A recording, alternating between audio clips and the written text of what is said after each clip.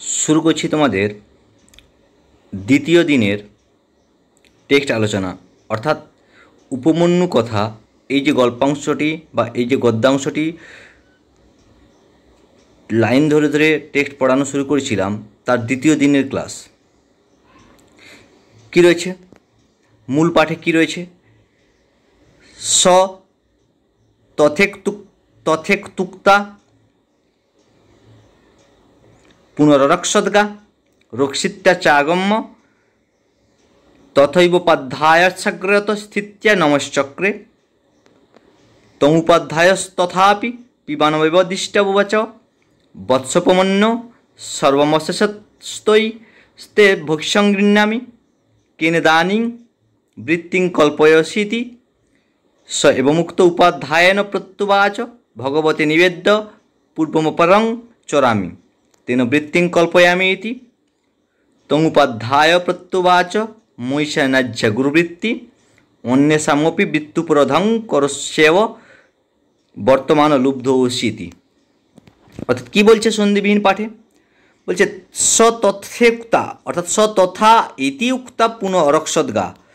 স তাই হোক এই কথা বলে পুনরায় অরক্ষদ্গা। স তথা ইতি উক্তা পুনঃ অরক্ষদ্গা। সে কে? উপমন্যু। তাই হোক, তাই হোক অর্থাৎ কি? তাই হোক মানে ওই যে আগের ক্লাসে বললাম, আগের ক্লাসের শেষ আলোচনায় যে আমাকে নিবেদন না করে তোমার ভিক্ষা গ্রহণ করা উচিত হয়নি, মানে সেই কথাটা যখন গুরুদেব বলল তখন উপমন্যু তার প্রত্যুত্তরে বলল কি, যে তাই হোক, অর্থাৎ আমি আপনাকে আগে নিবেদন করব।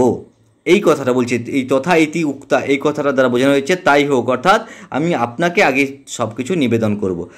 স তথা ইতি উক্তা পুনঃ অরক্ষদ্গা, সে তাই হোক এই কথা বলে পুনরায় অরক্ষদ্গা রক্ষা করলো গরুগুলোকে। রক্ষিত্যাচ আগম্য, রক্ষা করে এসে, তথা এব আগের মতো, উপাধ্যায়স্য অগ্রত, উপাধ্যায়ের সামনে স্থিতা দাঁড়িয়ে, নমঃ চক্রে নমস্কার করলো বা প্রণাম করলো। তাহলে সে গরুগুলোকে রক্ষা করে এসে আগের মতো উপাধ্যায়ের সামনে দাঁড়িয়ে প্রণাম করলো। তম উপাধ্যায় তথা উপি পিবানম এব দৃষ্টা, তম উপাধ্যায় তাকে উপাধ্যায় তথা উপি সেই আগের মতো সেই রকম পিবানম এব দৃষ্টা হৃষ্টপুষ্ট দেখে, উবাচ বলল, বৎস উপমন্য, হে বৎস উপমন্য, সর্বম অশেষত তে ভৈক্ষং গৃহ্ণামি, সমস্ত কিছু তে তোমার ভৈক্ষ মানে ভিক্ষার, গৃহ্ণামি আমি গ্রহণ করি, তোমার ভিক্ষার সমস্ত কিছু আমি গ্রহণ করি। কেন ইদানিং বৃত্তিং কল্পয়সী ইতি, অর্থাৎ ইদানিং কেন বৃত্তিং কল্পয়সী ইতি, ইদানিং মানে এখন বা সম্প্রতি, কেন বৃত্তিং কল্পয়সী ইতি অর্থাৎ কীভাবে তুমি বৃত্তিং বা জীবিকা নির্বাহ করো।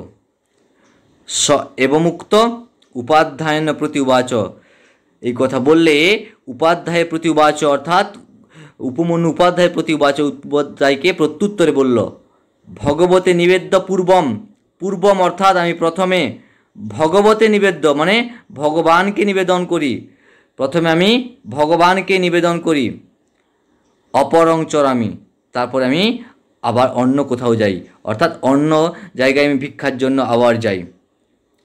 তেন বৃত্তিং কল্পয়ামি ইতি, সেভাবেই আমি জীবিকা নির্বাহ করি।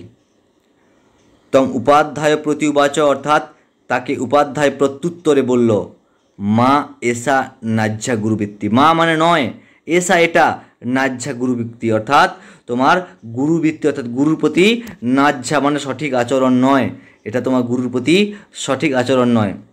অন্যেষামপি বৃত্তি উপরোধং করসি, অন্যেষামপি তুমি অন্যদেরও বৃত্তি উপরোধং করসি, অর্থাৎ জীবিকা নির্বাহে উপরোধং অর্থাৎ বাধা সৃষ্টি করছো, তুমি অন্যদেরও অর্থাৎ অন্য ভিক্ষাজীবীদেরও তুমি জীবিকা নির্বাহে বাধা সৃষ্টি করছো, এবং এইভাবে বর্তমানে লুব্ধ অসীতি, আর বর্তমানে তুমি লোভী হয়ে পড়ছো। কি বললো তাহলে? স তথা ইতি উক্তা পুনঃ অরক্ষদ্গা, অর্থাৎ সে উপমন্যু তাই হোক এই কথা বলে পুনরায় গরুগুলোকে রক্ষা করল। রক্ষিত্যাচ আগম্য, তথা এব রক্ষা করে এসে, তথা এব আগের মতো, উপাধ্যায় সগ্রত উপাধ্যায়ের সামনে স্থিরতা দাঁড়িয়ে নমশ্চক্রে প্রণাম করল। তং উপাধ্যায় তথাপি পিবানমেব দৃষ্টা, তং উপাধ্যায় তাকে তথাপি সেই রকম পিবানমেব দৃষ্টা অর্থাৎ হৃষ্টপুষ্ট দেখে উবাচ বলল, বৎস উপমন্য, হে বৎস উপমন্য, সর্বম অশেষত্বে ভৈক্ষং গৃহ্ণামি, অর্থাৎ আমি তোমার ভিক্ষার সমস্ত কিছু গ্রহণ করে নেই। কেন ইদানিং বৃত্তিং কল্পয়সি ইতি, তুমি ইদানিং এখন কিভাবে বৃত্তি অর্থাৎ জীবিকা নির্বাহ করো। স এবমুক্ত উপাধ্যায়ন প্রতি উবাচ, সেই কথা বললে উপাধ্যায় প্রত্যুত্তরে বলল, ভগবতে নিবেদ্য পূর্বম, অর্থাৎ পূর্বে প্রথমে আমি ভগবতে নিবেদ্য অর্থাৎ ভগবানকে নিবেদন করি, অর্থাৎ এখানে আমি গুরু, ভগবান বলতে গুরুকে বোঝানো হচ্ছে, অর্থাৎ প্রথমে আমি গুরুকে নিবেদন করি, আপনাকে নিবেদন করি, অপরং চরামি, অর্থাৎ তারপরে আমি অন্য কোথাও যাই, অর্থাৎ অন্য কোথাও ভিক্ষার জন্য যাই। তেন বৃত্তিং কল্পয়ামি ইতি, সেইভাবে আমি জীবিকা নির্বাহ করি। তং উপাধ্যায় প্রতি উবাচ, উপাধ্যায় তার প্রতি বলল, মা এসা নাজ্জা গুরুবৃত্তি, অর্থাৎ তোমার এটা গুরুর প্রতি সঠিক আচরণ নয়। অন্যেষামপি বৃত্তি উপরোধং করসি, তুমি অন্যদের জীবিকা নির্বাহে বাধা সৃষ্টি করছো, অন্য ভিক্ষাজীবীদের জীবিকা নির্বাহে তুমি বাধা সৃষ্টি করছো, এবং এইভাবে বর্তমানও লুব্ধ হসিতি, আর বর্তমান তুমি লোভী হয়ে পড়ছো। এই সন্ধিবিহীন পাঠের উচ্চারণ দেওয়া আছে, যদি না বুঝতে পারো তোমরা উচ্চারণ দেখবে প্রত্যেকে।